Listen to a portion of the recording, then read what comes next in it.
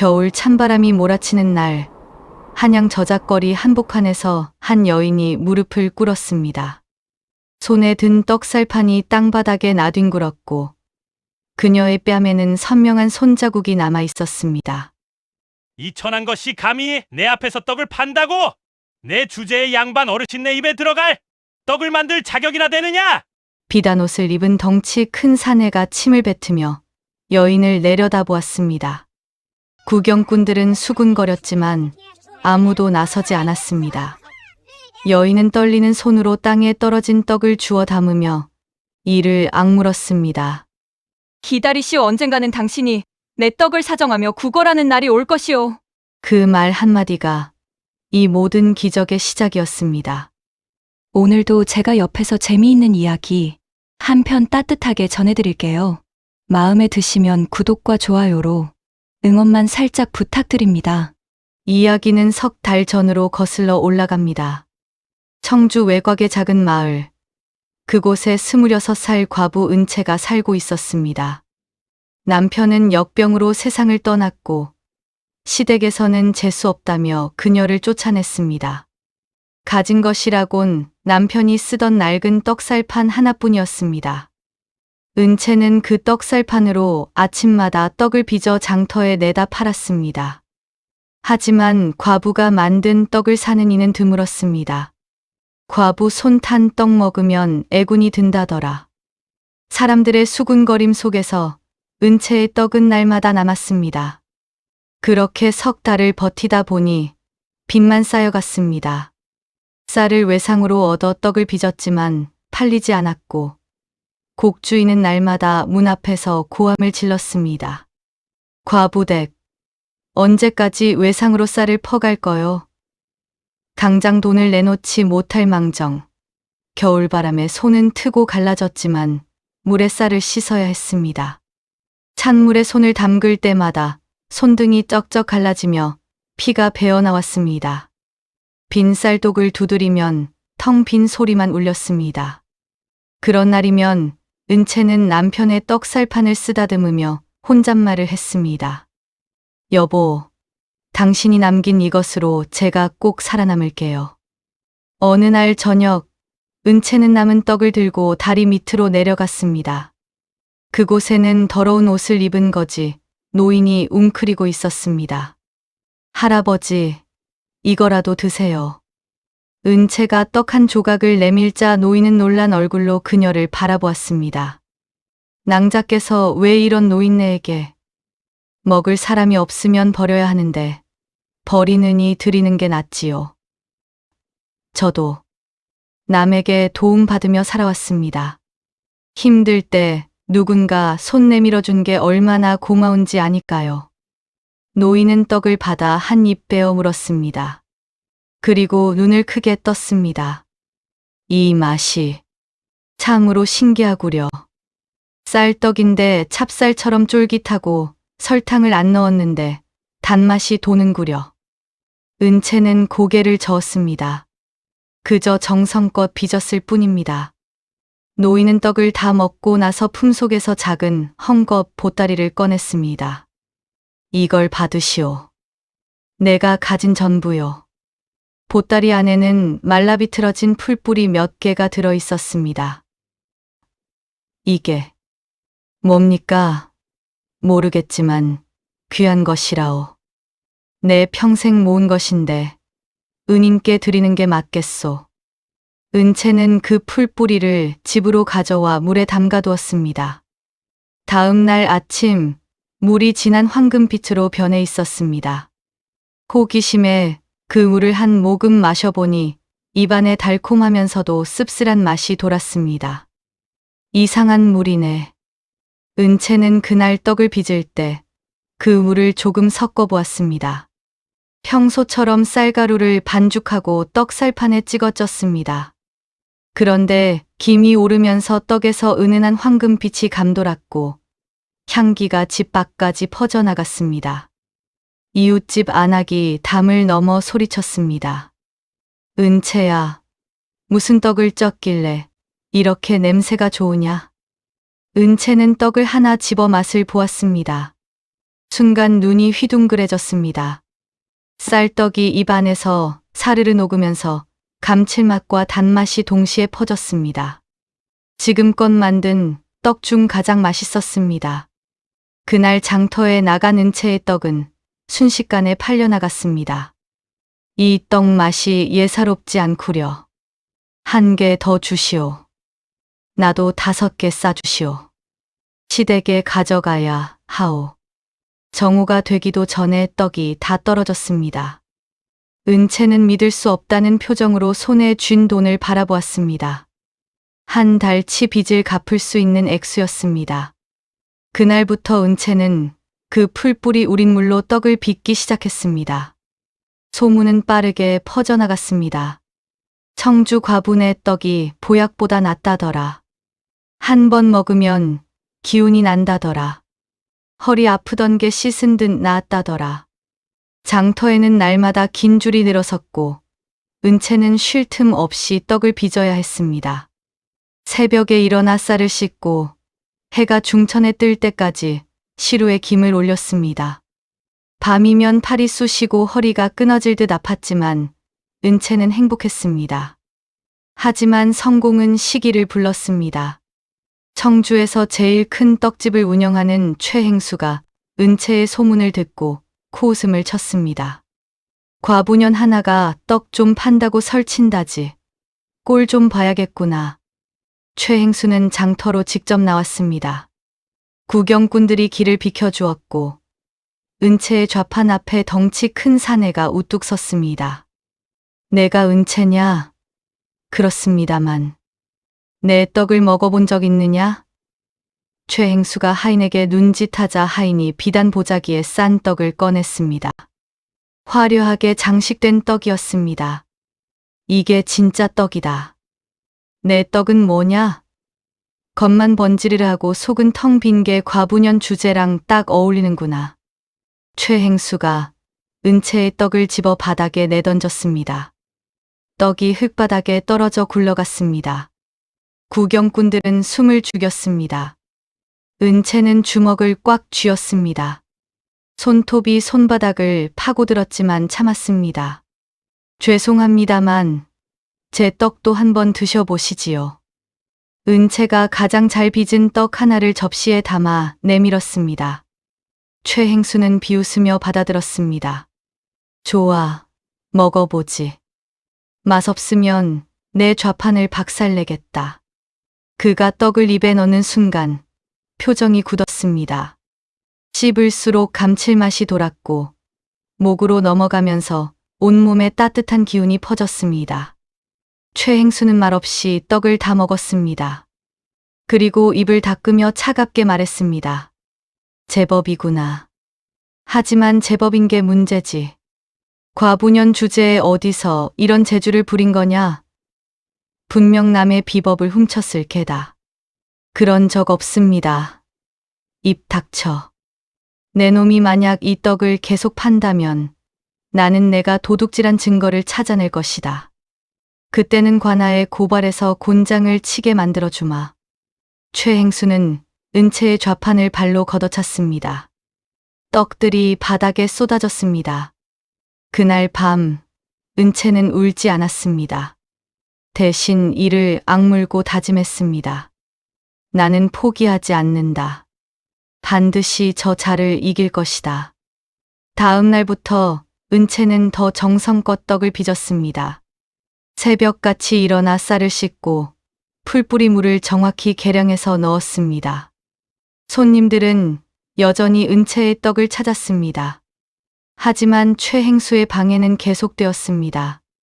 쌀 장수에게 압력을 넣어 은채에게 쌀을 팔지 못하게 했습니다. 과부년한테 쌀 팔면 너희 가게도 문 닫을 줄 알아. 장터 자리를 빼앗기 위해 관아 아전을 매수했습니다.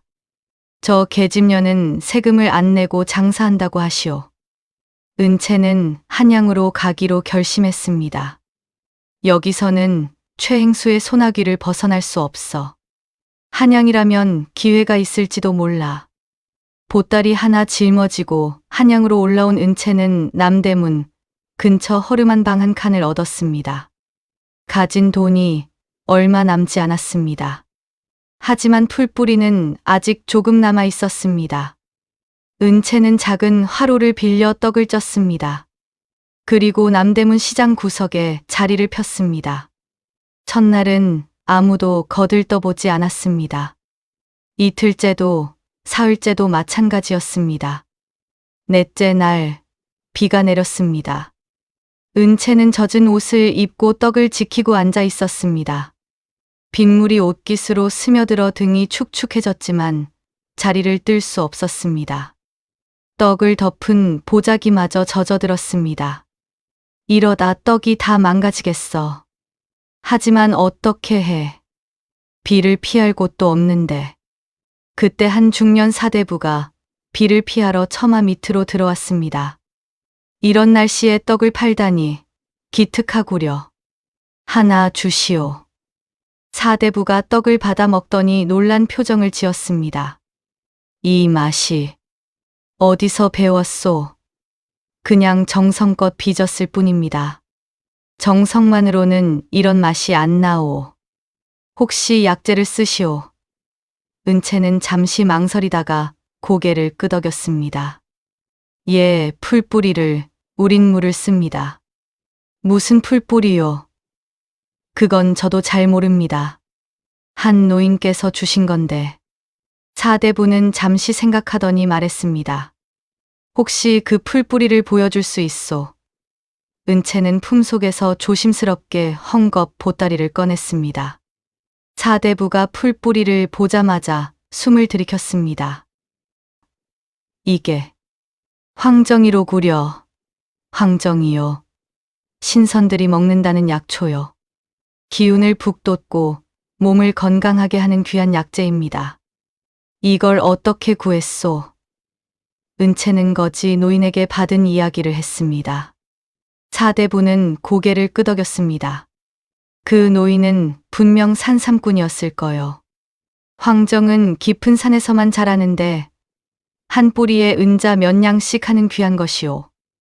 그런데 당신은 그걸 떡에 쓰고 있었소. 은채는 당황했습니다. 그렇게 귀한 것인 줄 몰랐습니다. 모르는 게 도리어 복이었소. 덕분에 세상에 없는 떡을 만들어냈으니. 내 이름은 김진사요. 내일 다시 오겠소. 그때 의논할 게 있소. 다음 날 김진사는 약속대로 나타났습니다. 그리고 제안을 했습니다. 내가 인사동에서 약방을 운영하오. 우리 집안은 대대로 약재 도매상을 해왔소. 나는 소과에 합격하여 진사가 되었지만 집안 사정으로 벼슬길 대신 가업을 이어받았소.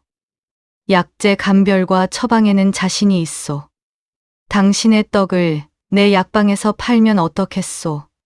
약식동원이라 음식과 약은 뿌리가 같소.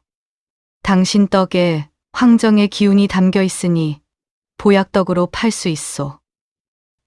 정말 그래도 될까요? 물론이요. 대신 이익은 반반 나누는 게 어떻소?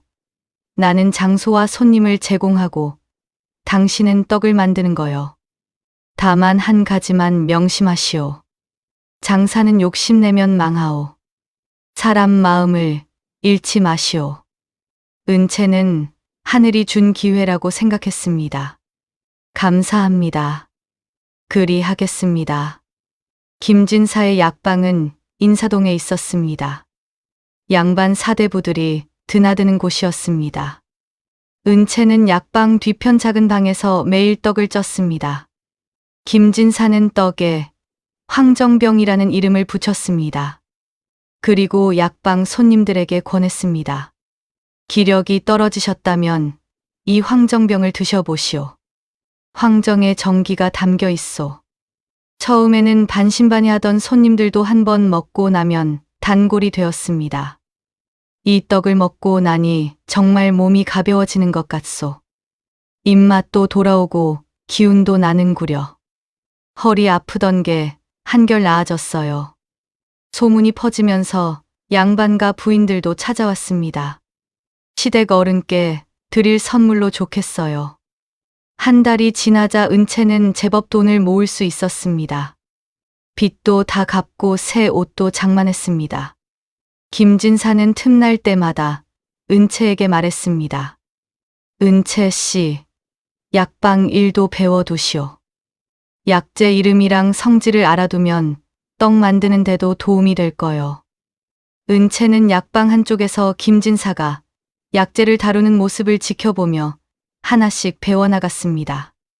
감초와 대추, 인삼과 황기, 당귀와 천궁의 차이를. 어떤 것은 따뜻하고 어떤 것은 차가운지를. 어느 날 은채는 김진사에게 물었습니다. 진사 나으리, 왜 저를 이렇게 도와주십니까? 김진사는 잠시 창밖을 바라보다가 답했습니다. 내가 젊었을 때 말이오. 과거에 낙방하고 좌절했을 때 한 노파가 떡 한 그릇을 내밀며 말했소. 선비님, 하늘이 아직 때가 아니라 하시는 거예요. 이 떡이나 드시고 힘내세요.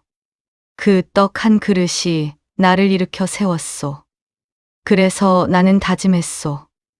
언젠가 나도 누군가에게 그런 사람이 되겠다고. 당신을 보니 그때 그 노파가 생각나더이다. 은채는 눈시울이 붉어졌습니다. 감사합니다. 평생 잊지 않겠습니다. 하지만 행복은 오래가지 않았습니다.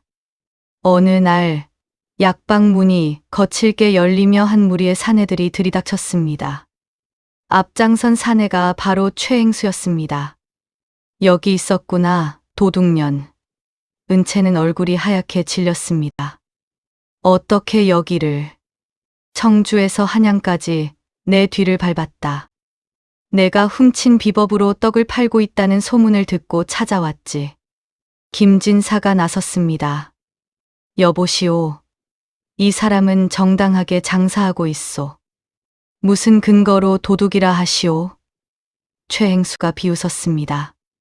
이 계집이 만드는 떡 비법은 원래 우리 집안에 내려오는 것이오. 우리 집 하인이 훔쳐서 이 계집에게 넘겨준 거요. 증거도 있소. 최행수가 하인 하나를 끌고 왔습니다. 그 하인은 겁에 질린 얼굴로 고개를 끄덕였습니다. 맞습니다. 제가 비법을 훔쳐서 은채에게 주었습니다. 거짓말입니다. 나는 그런 사람 본 적도 없어요. 은채가 소리쳤지만 최행수는 들은 척도 안 했습니다. 관아에 고발하겠소. 도둑질한 죄로 곤장 맞고 싶지 않으면 당장 떡 만드는 걸 그만두시오. 그리고 지금까지 번 돈도 다 내놓으시오. 그게 우리 집 비법으로 번 돈이니 당연하지 않소. 김진사가 화를 냈습니다. 말도 안 되는 소리요. 관아에 가면 진실이 밝혀질 거요. 하지만 최행수는 여유로운 표정이었습니다. 그래, 가보시오. 한양관아 포도대장은 내 친구요. 누구 말을 믿을지는 뻔하지 않소. 은채는 절망했습니다. 권력과 돈을 가진 최행수를 이길 방법이 없어 보였습니다. 김진사는 은채를 위로했습니다. 일단 피하시오. 내가 다른 방법을 찾아보겠소. 은채는 약방을 나와 남산 기슭의 움막으로 숨어들었습니다. 가진 돈도 얼마 없고 황정뿌리도 거의 바닥났습니다. 며칠을 군다시피 하며 움막에 웅크리고 있었습니다. 이대로 포기해야 하나. 아니, 포기할 수 없어. 내가 한 일이 도둑질이 아니라는 걸 증명해야 해. 은채는 마지막 남은 황정뿌리를 꺼냈습니다. 손가락 한 마디 크기밖에 안 남았습니다. 이걸로 마지막 떡을 만들자. 그리고 진짜 실력을 보여주자. 은채는 움막 근처 샘물을 길어다 황정을 우렸습니다. 그리고 남은 쌀가루를 모두 꺼내 반죽했습니다. 하지만 화덕이 없었습니다. 은채는 돌을 주워 간이 화덕을 만들었습니다. 나뭇가지를 모아 불을 피웠습니다. 연기가 자욱했지만 참았습니다. 떡시루를 올려놓고 정성껏 쪘습니다. 1시간 후 떡이 익었습니다. 황금빛 김이 피어올랐습니다. 은채는 떡을 하나 집어 먹어보았습니다. 이거야. 지금껏 만든 것 중 최고야. 떡은 부드러우면서도 쫄깃했고 황정의 은은한 쓴맛과 쌀의 단맛이 조화를 이뤘습니다. 먹고 나니 온몸에 따뜻한 기운이 돌았습니다. 은채는 남은 떡을 보자기에 싸서 품에 안았습니다. 이걸 누구에게 보여줄까? 그때 움막 밖에서 인기척이 들렸습니다. 누군가 기침을 했습니다. 은채가 조심스럽게 문을 열자 한 노파가 서 있었습니다. 허리가 굽고 지팡이에 의지한 모습이었습니다. 할머니, 누구십니까? 지나가다가 연기 냄새를 맡고 왔다네. 혹시 먹을 것 좀 나눠줄 수 있겠나? 은채는 망설이지 않고 떡 하나를 내밀었습니다. 이걸 드세요. 노파는 떡을 받아 한 입 베어 물었습니다. 그리고 눈을 크게 떴습니다. 허허, 이 맛이 내 평생 먹어본 떡 중 최고로구나. 어디서 배웠나? 그냥 정성껏 만들었을 뿐입니다. 노파는 떡을 다 먹고 나서 은채를 빤히 쳐다보았습니다. 아가씨, 큰 걱정이 있구려. 눈빛이 흔들리고 있어. 은채는 그간의 사연을 털어놓았습니다. 최행수의 방해, 거짓 고발, 그리고 지금의 처지까지. 노파는 고개를 끄덕이며 들었습니다. 그리고 말했습니다. 아가씨는 진짜 실력이 있으니 두려워할 필요 없네. 내가 한 가지 방법을 알려주지. 무슨 방법입니까? 한양에는 3년에 한 번씩 궁중 떡장인을 뽑는 대회가 열린다네. 다음 달이 바로 그때지. 거기서 1등을 하면 궁중 떡장인으로 뽑히고 누구도 함부로 하지 못하네. 나라님이 인정한 장인이니까. 은채는 눈이 번쩍 떠졌습니다. 정말입니까? 그런 대회가 있다니. 그래. 하지만 쉽지 않아. 전국에서 솜씨 좋은 장인들이 모여들거든. 게다가 심사위원 중에는 까다롭기로 소문난 내관들도 있지. 은채는 주먹을 꽉 쥐었습니다. 그래도 해보겠습니다. 이게 제 마지막 기회입니다. 노파는 빙긋 웃었습니다. 좋아. 그럼 내가 도와주지. 사실 나는 옛날에 궁중 음식을 만들던 사람이었다네. 비록 지금은 쫓겨나 이렇게 떠돌지만 아직 솜씨는 남아있어. 정말입니까? 할머니께서 가르쳐 주신다면. 대신 조건이 있네. 내가 가르쳐 준 것은 절대 함부로 흘리지 말 것. 그리고 이기면 날 잊지 말 것. 그날부터 은채는 노파에게서 궁중떡 만드는 법을 배웠습니다. 찹쌀과 맵쌀의 배합 비율, 불 조절하는 법, 시루에 김 올리는 타이밍, 떡살 찍는 손놀림까지. 노파는 엄격했습니다. 안 돼. 손목에 힘을 빼. 떡살을 찍을 때는 손목이 아니라 팔꿈치로 힘을 실어야 해. 다시. 찰기가 부족해. 반죽을 더 치대. 불 조절이 틀렸어. 너무 세면 떡이 타고 너무 약하면 설익어. 은채는 손에 물집이 잡히고 터졌지만 포기하지 않았습니다. 물집이 터진 자리에서 진물이 나왔지만 쌀가루를 계속 주물렀습니다. 어느 날 밤, 은채는 통증을 참지 못하고 신음을 흘렸습니다. 노파가 다가와 은채의 손을 잡았습니다. 아프지? 괜찮습니다. 이 정도는. 거짓말 마. 손이 이렇게 부어 있는데. 오늘은 쉬어. 안 됩니다. 시간이 없어요. 대회까지 일주일밖에 안 남았는데. 노파는 한숨을 쉬었습니다.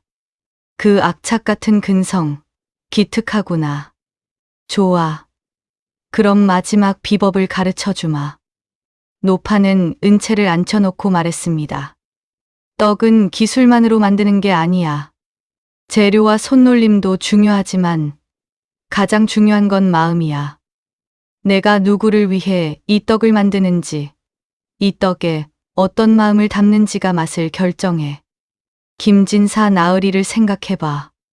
그분이 왜 너를 도왔을까? 저를 불쌍히 여기셔서요. 아니야. 그분은 내 떡에서 진심을 봤어. 돈을 벌려는 욕심이 아니라 정말로 맛있는 떡을 만들고 싶다는 순수한 마음을. 그게 사람을 움직이는 거야. 은채는 고개를 끄덕였습니다. 열흘 밤낮을 꼬박 연습했습니다. 노파는 마지막 날 말했습니다. 이제 됐어. 내 실력이면 충분해. 하지만 기억해. 떡은 기술만으로 만드는 게 아니야. 정성과 마음이 들어가야 진짜 떡이 되는 거야. 명심하겠습니다. 그리고 이걸 가져가. 노파가 작은 주머니를 내밀었습니다. 안에는 황정 뿌리 한 줌이 들어 있었습니다. 할머니, 이건 내가 산에서 캐온 거야. 내 떡에 쓰렴. 그게 내 무기니까. 대회 당일 광화문 근처 넓은 마당에 20명의 떡장인들이 모였습니다. 남자도 있었고 여자도 있었습니다. 모두 자신만만한 표정이었습니다. 은채는 구석진 자리에 섰습니다. 주변 사람들이 수군거렸습니다. 저 과부는 뭐야? 감히 여기까지 왔어. 쯧쯧, 궁중 떡장인이 되겠다고. 주제도 모르고. 저런 천한 것이 무슨 떡을 만든다고. 은채는 신경 쓰지 않았습니다. 심사위원석에는 내관색과 궁중 상궁 둘이 앉아 있었습니다. 대회 규칙이 발표되었습니다. 2시즌 안에 떡 한 가지를 만들어 제출하시오. 맛, 모양, 향, 3가지를 모두 심사합니다. 신호와 함께 장인들이 일제히 움직였습니다. 쌀을 씻고 불을 피우고 반죽을 시작했습니다. 은채도 침착하게 준비했습니다. 황정 우린 물을 조금씩 넣어가며 반죽했습니다. 노파가 가르쳐준 대로 손목에 힘을 빼고 팔꿈치로 반죽을 쳤습니다. 시루에 떡을 올리고 김을 쪘습니다. 황금빛 김이 피어오르자 주변 장인들이 힐끔거렸습니다. 저 계집떡에서 무슨 냄새가 나는 거야? 약재 냄새 같은데. 한 시즌 반이 지나자 장인들이 하나둘 떡을 완성하기 시작했습니다. 화려하게 장식한 떡, 여러 색깔로 물들인 떡, 모양을 정교하게 빚은 떡들이 쟁반에 올려졌습니다. 한 장인은 떡에 금박을 입혔고 다른 장인은 연꽃 모양을 새겨 넣었습니다. 은채는 마지막까지 정성을 들였습니다. 떡이 다 익자 조심스럽게 꺼내 식혔습니다. 그리고 떡살로 정성껏 문양을 찍었습니다. 노파가 가르쳐준 매화 문양이었습니다. 추운 겨울을 견디고 피어나는 꽃. 은채는 떡살을 찍으며 생각했습니다. 나도 매화처럼 추위를 이겨냈어. 이제 꽃을 피울 차례야. 은채의 떡은 화려하지 않았습니다. 담백한 흰색에 은은한 황금빛만 감돌았습니다. 하지만 향기는 그 어떤 떡보다 깊고 그윽했습니다. 심사가 시작되었습니다. 심사위원들이 하나씩 떡을 맛보았습니다. 이건 모양은 좋은데 맛이 없구나. 이건 너무 달아. 균형이 안 맞아. 이건 질겨. 씹히지가 않아. 이건 화려하기만 하고 정성이 안 느껴져. 대부분의 떡이 탈락했습니다. 은채의 차례가 왔습니다. 내관이 떡을 집어 들며 코웃음을 쳤습니다. 과부가 만든 떡이라. 기대는 안 하지만 먹어는 보지. 한 입 베어 무는 순간 내관의 표정이 변했습니다. 씹을수록 감칠맛이 입안에 퍼졌습니다. 목으로 넘어가자 온몸이 따뜻해졌습니다. 내관은 말없이 떡을 다 먹었습니다. 그리고 옆에 상궁에게 눈짓했습니다. 상궁도 떡을 맛보았습니다. 눈이 휘둥그레졌습니다. 이건 보통 떡이 아니에요. 약선이 들어있어요.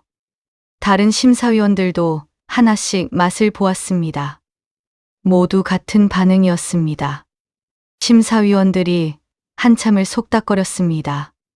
그리고 발표했습니다. 1등은 은채, 장내가 술렁거렸습니다. 과부가 1등을 했다고. 말도 안 돼.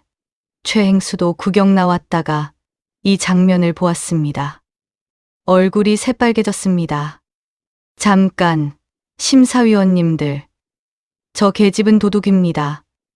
남의 비법을 훔쳐서 떡을 만들었어요. 내관이 차갑게 말했습니다. 증거가 있소. 제 하인이 증언할 수 있습니다. 최행수가 하인을 끌고 왔습니다. 하지만 내관은 은채에게 물었습니다. 이 떡을 어떻게 만들었소?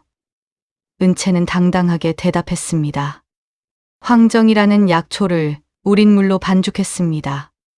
그리고 정성을 다해 빚었습니다. 제가 직접 개발한 방법입니다. 최행수가 소리쳤습니다. 거짓말입니다. 황정은 우리 집안의 비법 재료입니다. 내관이 차가운 눈빛으로 최행수를 노려보았습니다. 그럼 당신도 황정으로 떡을 만들어 보시오. 지금 당장. 최행수는 당황했습니다. 지금은 재료가 없어서. 재료는 여기 있소. 내관이 황정 뿌리를 꺼냈습니다. 자, 만들어 보시오. 당신 집안 비법이라며. 최행수는 식은땀을 흘렸습니다. 그게 못 만들겠다는 거요. 아니, 그게 아니라. 그럼 거짓말을 한 거군요. 왕실 대회를 방해한 죄로 곤장 20대를 치시오. 포졸들이 최행수를 끌어냈습니다. 아니야. 나는 억울해. 그 계집이 정말 도둑이라고. 아무도 들어주지 않았습니다. 최행수는 그 자리에서 곤장을 맞았습니다. 으악, 살려주시오. 구경꾼들은 박수를 쳤습니다. 잘됐다. 저런 악당은 벌을 받아야지. 은채는 궁중 떡장인으로 임명되었습니다. 내관이 직접 임명장을 내밀었습니다. 앞으로 궁중에 필요한 떡은 모두 당신이 만드시오. 녹봉도 넉넉히 내리겠소. 감사합니다. 은채는 눈물을 참았습니다. 대회가 끝나고 은채는 움막으로 돌아갔습니다. 노파에게 감사 인사를 하기 위해서였습니다. 하지만 움막은 텅 비어 있었습니다. 노파는 흔적도 없이 사라졌습니다. 다만 바닥에 쪽지 하나가 놓여 있었습니다. 잘했다. 이제 내 길을 가거라. 다시 만날 날을 기약하며. 은채는 쪽지를 가슴에 품었습니다. 할머니, 감사합니다. 평생 잊지 않겠습니다. 은채는 궁중 떡장인으로 일하며 명성을 쌓았습니다. 그녀가 만든 떡은 임금님의 수라상에도 올랐고 양반가에서도 다투어 주문했습니다. 청주에서 쫓겨난 과부는 이제 조선 최고의 떡장인이 되었습니다. 하지만 은채는 교만하지 않았습니다. 여전히 정성을 다해 떡을 빚었고 가난한 이들에게는 무료로 나눠 주었습니다. 1년이 지난 어느 날 은채의 작업실에 한 사람이 찾아왔습니다. 초라한 옷을 입고 허리가 굽은 노인이었습니다. 은채는 그 사람을 알아보았습니다. 최행수였습니다. 곤장을 맞고 재산을 몰수당한 뒤 거지 신세가 된 모습이었습니다. 무슨 일이십니까? 최행수는 무릎을 꿇었습니다. 용서해 주시오. 내가 잘못했소. 탐욕에 눈이 멀어 죄 없는 사람을 괴롭혔소. 이제야 깨달았소. 장사는 남을 짓밟는 게 아니라 함께 사는 거였다는 걸. 사람 마음을 얻어야 진짜 부자가 되는 거였다는 걸. 은채는 잠시 침묵했습니다. 그리고 말했습니다. 일어나세요. 이미 다 지난 일입니다. 정말 용서해 주시는 거요. 예. 하지만 조건이 있습니다. 앞으로는 남을 괴롭히지 마세요. 그리고 정직하게 사세요. 최행수는 눈물을 흘렸습니다. 고맙소. 정말 고맙소. 내 평생 이 은혜를 잊지 않겠소. 앞으로는 작은 떡집이라도 차려서 정직하게 살겠소. 은채는 떡 한 봉지를 내밀었습니다. 이걸 드세요. 그리고 힘내세요. 최행수는 떡을 받아들고 절을 했습니다. 그리고 뒷걸음질 치며 나갔습니다. 은채는 그 모습을 지켜보며 생각했습니다. 복수보다 용서가 더 어렵지만 그게 진짜 이기는 거겠지. 세월이 흘러 은채는 궁궐 근처에 자신의 떡방을 열었습니다. 궁중 떡장인 출신이 만든 떡이라는 소문이 퍼지며 손님이 끊이지 않았습니다. 은채는 제자들을 받아 기술을 전수했습니다. 떡은 정성입니다. 재료가 아무리 좋아도 정성이 없으면 맛이 없어요. 그리고 떡을 만들 때는 누구를 위해 만드는지 생각하세요. 그 마음이 떡에 담깁니다. 제자들은 고개를 끄덕였습니다. 은채는 매달 보름이면 무료 떡 나눔 행사를 열었습니다. 보름달이 뜨는 날이면 가난한 사람들이 줄을 서서 떡을 받아갔습니다. 감사합니다. 덕분에 배불리 먹었습니다. 동지에는 팥죽을, 단오에는 쑥떡을, 추석에는 송편을 나눠 주었습니다. 은채는 뿌듯한 마음으로 떡을 나눠 주었습니다. 이게 진짜 부자가 되는 길이구나. 김진사 나으리 말씀이 맞았어. 사람 마음을 잃지 않는 게 제일 중요해. 어느 봄날, 은채는 남산에 올랐습니다. 한양 거리가 한눈에 내려다 보였습니다. 저 멀리 청주 방향도 보였습니다. 여기까지 오느라 참 힘들었지. 하지만 포기하지 않아서 다행이야. 은채는 미소 지었습니다. 그때 누군가 뒤에서 말을 걸었습니다. 아가씨, 떡 하나 주시겠소. 돌아보니 허름한 옷을 입은 노파가 서 있었습니다. 은채는 그 노파를 알아보았습니다.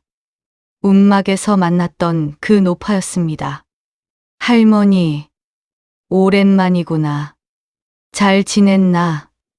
할머니 덕분에 여기까지 왔습니다. 정말 감사합니다. 노파는 빙긋 웃었습니다. 아니야. 내 노력이 만든 결과야. 나는 조금 도와줬을 뿐이지. 그래도 이제 내 할 일은 끝났어. 앞으로는 내가 다른 사람을 도와주렴. 그게 은혜를 갚는 거란다. 받은 만큼 돌려주는 게 아니라 다른 사람에게 흘려보내는 거지. 노파는 그 말을 남기고 사라졌습니다. 은채는 그 자리에 한참 서 있었습니다. 몇 년 후, 은채의 떡방은 조선에서 가장 유명한 떡집이 되었습니다. 전국에서 사람들이 찾아왔습니다. 은채는 나이가 들어서도 여전히 떡을 빚었습니다. 손주들에게 기술을 가르치며 말했습니다. 떡은 마음입니다. 좋은 마음으로 빚으면 좋은 떡이 나와요. 그리고 내가 만든 떡을 먹는 사람이 행복하길 바라는 마음. 그게 제일 중요해. 손주들은 할머니의 말을 가슴에 새겼습니다. 은채는 때때로 옛날을 떠올렸습니다. 청주에서 쫓겨났던 날, 한양에서 비를 맞으며 떡을 팔던 날, 움막에서 노파를 만났던 날, 그리고 대회에서 이겼던 날. 모든 순간이 소중했습니다. 힘들었지만 포기하지 않아서 다행이야. 덕분에 여기까지 왔어. 그리고 이제는 내가 다른 사람을 도와줄 차례야. 어느 겨울날 저녁, 은채는 작업실에서 마지막 떡을 빚었습니다. 80살이 넘은 나이였지만 손놀림은 여전히 정확했습니다. 떡을 다 빚고 나서 창문을 열었습니다. 눈이 내리고 있었습니다. 하얀 눈이 세상을 덮었습니다. 은채는 눈을 바라보며 생각했습니다. 내 인생도 이 눈처럼 깨끗했으면 좋겠어. 나쁜 일도 많았지만 좋은 일이 더 많았어. 감사해. 그날 밤 은채는 평화롭게 잠들었습니다. 꿈속에서 노파가 나타났습니다. 잘했어, 은채야. 정말 잘했어. 할머니, 이제 쉬어도 돼. 내가 이룬 것들은 영원히 남을 거야. 내가 심은 씨앗이 계속 자라날 테니까. 은채는 미소 지으며 눈을 감았습니다. 다음 날 아침, 은채의 손주들이 작업실을 찾았습니다. 은채는 평화로운 얼굴로 책상에 엎드려 있었습니다. 손에는 떡살이 쥐어져 있었습니다. 손주들은 울었습니다. 하지만 슬픔만은 아니었습니다. 할머니가 이룬 것들, 남긴 가르침들이 영원히 기억될 것이기 때문입니다. 은채의 장례식에는 수많은 사람들이 찾아왔습니다. 양반도, 평민도, 심지어 궁중내관도 왔습니다. 모두 은채를 추모했습니다. 은채, 나으리는 진짜 떡장인이셨어. 마음이 따뜻한 분이셨지. 우리에게 떡보다 더 귀한 걸 가르쳐 주셨어. 정성과 마음이 제일 중요하다는 걸. 은채의 떡방은 손주들이 이어받았습니다. 할머니가 가르쳐 준 대로 정성껏 떡을 빚었습니다. 그리고 매달 보름마다 무료 나눔 행사도 계속했습니다. 동지에는 팥죽을, 단오에는 쑥떡을, 추석에는 송편을 나눠 주었습니다. 은채의 정신은 그렇게 대대로 이어졌습니다. 지금도 그 떡방은 한양에서 가장 유명한 곳으로 남아 있습니다. 사람들은 떡을 사러 갈 때마다 은채의 이야기를 떠올립니다. 똥통에 빠진 것처럼 밑바닥에서 시작해서 정성과 노력으로 조선 최고가 된 여인의 이야기를. 그리고 다짐합니다. 나도 포기하지 않고 노력하면 이룰 수 있어. 은채처럼. 그 떡방 입구에는 작은 현판이 걸려 있습니다. 황정병과 황징빙자. 은채가 직접 쓴 글씨입니다. 그 아래 작은 글씨로 이렇게 적혀 있습니다. 떡은 마음입니다. 정성으로 빚고 사랑으로 나눕니다. 그리고 은채의 떡살판은 떡방 안쪽에 소중히 보관되어 있습니다. 손주들은 그 떡살판을 볼 때마다 할머니를 떠올립니다. 그리고 다시 한번 다짐합니다. 우리도 할머니처럼 정성을 다하자. 사람 마음을 잃지 말자. 세월이 흘러 은채의 증손주가 떡방을 이어받았을 때 한 젊은 과부가 찾아왔습니다. 혹시 떡 만드는 법을 배울 수 있을까요? 저는 갈 곳이 없는데 떡이라도 만들어 팔 수 있다면. 은채의 증손주는 그 여인을 보며 할머니의 이야기를 떠올렸습니다. 그리고 미소 지으며 말했습니다. 들어오세요. 우리 할머니께서 그러셨어요. 받은 은혜는 다른 사람에게 흘려보내라고. 제가 가르쳐 드리겠습니다. 그렇게 은채의 정신은 계속해서 이어졌습니다. 그리고 그 이야기는 지금도 한양거리에서 전해지고 있습니다. 추운 겨울날 따뜻한 떡 한 조각이 사람의 인생을 바꿀 수 있다는 이야기. 정성과 마음만 있다면 누구라도 기적을 일으킬 수 있다는 이야기. 그날 밤 한양 하늘에는 별들이 반짝이고 있었습니다. 마치 은채가 저 하늘에서 후손들을 지켜보고 있는 것처럼.